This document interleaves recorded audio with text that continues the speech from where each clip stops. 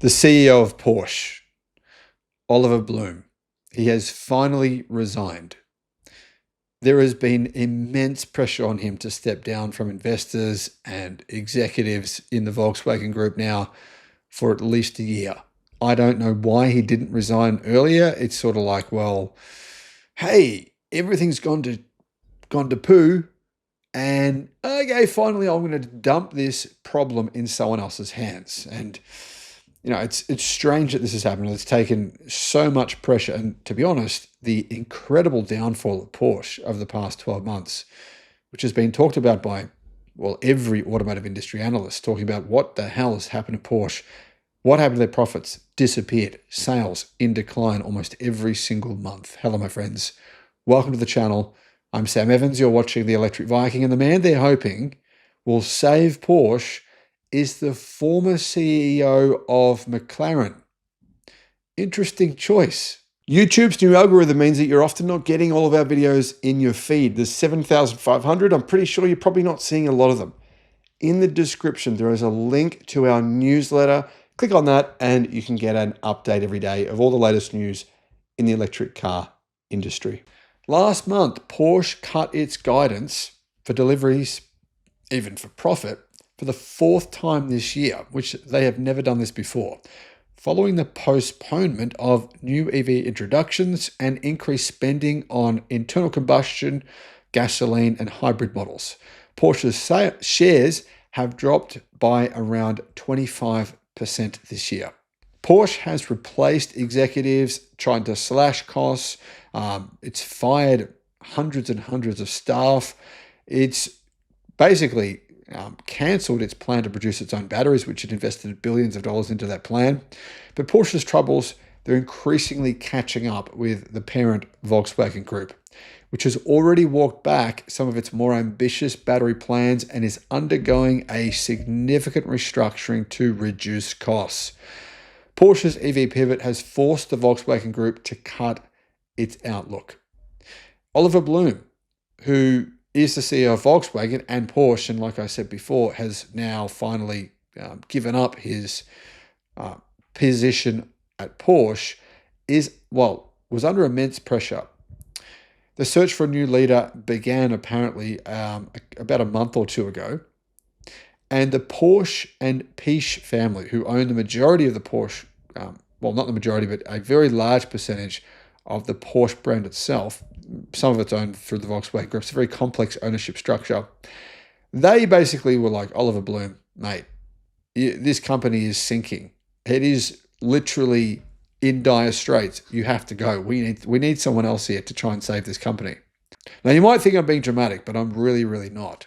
This change had been expected for weeks, and the decision has finally been made. The supervisory board has been instructed to hold talks with Blume, the CEO, the former CEO, about a mutually agreed early departure from the Porsche executive board. So he's not even on the board either. The sports car manufacturer announced in an ad hoc announcement that it's now official. He's gone completely. The Bild newspaper had previously reported on this impending departure. I think that was yesterday. Michael Leiters, the former CEO of McLaren, sounds like he's going to be the successor. Negotiations are underway with him on how much he'll get paid. However, Leiters actually worked for Porsche for 13 years before moving to Ferrari as the CTO in 2014 and to McLaren as CEO in 2022, where he remained until April of 2025. So he's only just left McLaren.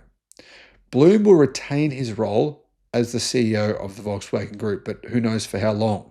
The change at the top of Porsche will take effect in a few months' time, on the 1st of January. The timing is clearly opportune, and with the revision of its model policy and the decision to add additional combustion engines, such as the new Porsche Cayenne, there's an EV version as well, Blume he believes he's put Porsche in a situation to succeed, but the numbers would obviously clearly suggest that that's not the case at all. I mean, guys, Porsche's sales fell by 21% during the third quarter of this year. And that's after significant falls in previous quarters as well. We're not talking about one bad quarter. This is quarter after quarter after quarter, not just of declining sales, but declining profits. Porsche used to make about 18% profit on its cars. It's now dropped to about 6%. That's a huge difference.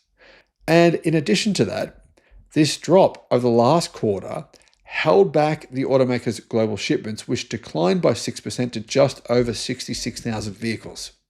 Now, a big part of this reason is because of China. Mercedes-Benz and BMW also reported declining deliveries in China this week, highlighting the challenges faced by Germany's export-focused automotive industry, which is really not that competitive with Chinese products in China anymore. To give you some context on this, the new Zeekr 001, right? 38,000 US dollars, dual motor, 650 kilowatt, nearly 1,000 horsepower, 0 to 100 in 2.8 seconds. That's the base model. Gets a 103 kilowatt hour battery with 820 kilometers of range. For $38,000, it has much faster charging than any car from Germany. It's got 1,200 kilowatt charging, 1,000 volt architecture. And really, the question remains, buyers are looking at the cars from BMW, from Audi, from Mercedes, and from Porsche, and they're saying, well, the specs on your cars are nowhere near as good as cars costing less than half the price. Why would I buy your car when I can get another model of car? Sure, it doesn't have the prestigious brand name, but on paper, it's much better and it's less than half the price. So that's the challenge for German automakers. They just haven't really focused on innovating with EVs. They kind of dipped their toes in the water. Look, I mean, BMW, their new EV, the iX3, gotten great sales, really good sales, but BMW is still investing a lot of money into hydrogen and internal combustion. That means parts of their business are it's sort of like having one leg really strong, it's trying to run the race. The other leg's like, no, I want to run in a different direction. And that's what's happening at these companies that are not fully focused on EVs. Western manufacturers are losing ground in the world's biggest car market to homegrown rivals like BYD, Xiaomi, and XPeng, Leap Motor. Fierce competition in China is squeezing profit margins, while a slowdown in the real estate sector is limiting luxury demand. That's what analysts say. But I don't believe that any slowdown in the real estate sector, which has been going on for years, is the reason for the decline in luxury demand. That's just ridiculous, to be honest. Automotive News Europe, that's what they said. They should know better than that. That's just absolute nonsense, because the truth is there is no decline in luxury demand. People are just paying less money for luxury cars. It's that simple. Like I said, what is not a luxury car about the car I just mentioned? Actually, it is a luxury car. Just because it's half the price doesn't mean it's not a luxury car. So maybe they should change the word luxury to expensive, because now you can get a luxury car for a much lower price. And therefore analysts are saying, oh, luxury car sales, they're just struggling because of the economy or real estate sector. That's completely false. Anyway, BMW lowered its earnings forecast earlier this week, citing the China slump and costs related to US tariffs. So Porsche sales are falling in, well, not just in China, but also particularly in the US, where their sales fell by 5%. And the more EVs Porsche sells and makes, the less money it makes, because it doesn't make them at a lower price. Look, the Porsche Macan is their best-selling car, and they sell it at a much higher price than the previous gasoline-powered version of the Porsche Macan, right? It starts at a price that's 30 to 40% higher, depending on your country, than the petrol-powered version, which has been superseded. Why? Why did Porsche come in with that's a lot of the reason why Macan sales have declined, because the entry-level price is now so high. People just can't afford it. It's a really good car, but the price is much higher. And why did Porsche raise the price so much? Well, because it costs them more money to make EVs than it does internal combustion, which is not the case for Chinese EV brands or for companies such as Tesla, who obviously are all in on making EVs, and they make them very efficiently and at a very competitive price. Now, Blume's role as the big chief, the CEO of the Volkswagen brand itself and the group, and the CEO of Porsche, to be honest, it was never going to succeed. It's just too much for one person, especially when it's the Volkswagen Group.